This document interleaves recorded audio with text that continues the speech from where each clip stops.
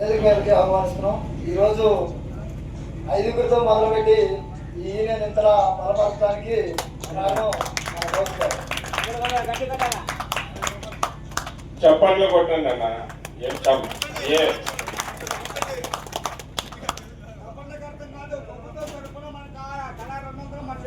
మరి నెక్స్ట్ మాట్లాడే వ్యక్తి భూమాతకి ఎంత సహనం ఉంటుందో అంతే సహన వ్యక్తి మన బాబా ఫక్రుద్దీన్ గారు.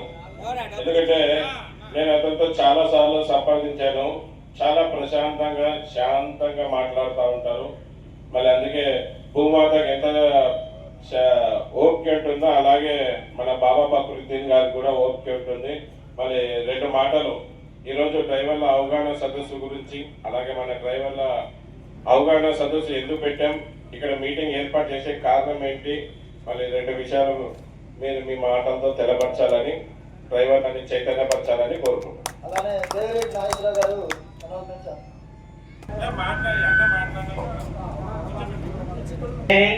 జై భీమ్, జై హో రవాణా రథ సారథి, జై హో రవాణా రథ సారథి, జై హో రవాణా రథ సారథి, జై హింద్, జై భీమ్. మన జడ్జూరులో మన యూనిటీగా మన యూనియన్గా ఒక ఐక్యత మన ఇంట్లో దీపం వెలిగిస్తున్నాం. ఆ దీపానికి ప్రతి ఒక్కరూ కాపాడాలని కోరుకుంటున్నానండి. మన ఇంట్లో దీపం బాగుంటే ఎదురింట్లో దీపం కాపాడచ్చు. మనది ఇంట్లో దీపం వెలిగించలేక మన ఇంట్లో దీపం కాపాడలేకపోతే ఎదురింటి దీపం ఎట్లా కాపాడతాం?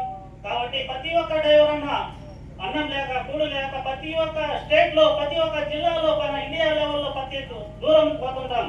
మన యూనిటీగా మన ఐక్యతగా మన యూనియన్లోగా మన యూనియన్కి బయటపడితే కదా మన ఇంట్లో దీపం బాగుంటుంది.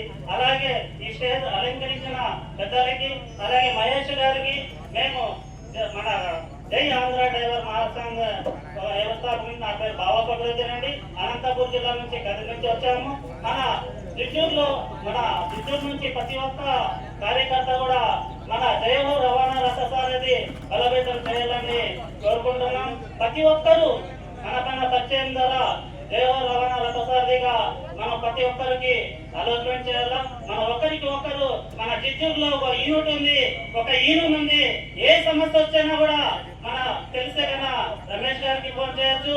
మన కార్యకర్తలు మన జై హో రవాణా రథ సారథి కార్యకర్తలుగా నాకు ఫోన్ చేస్తే కదా మా సహాయం నేను చేయగలను.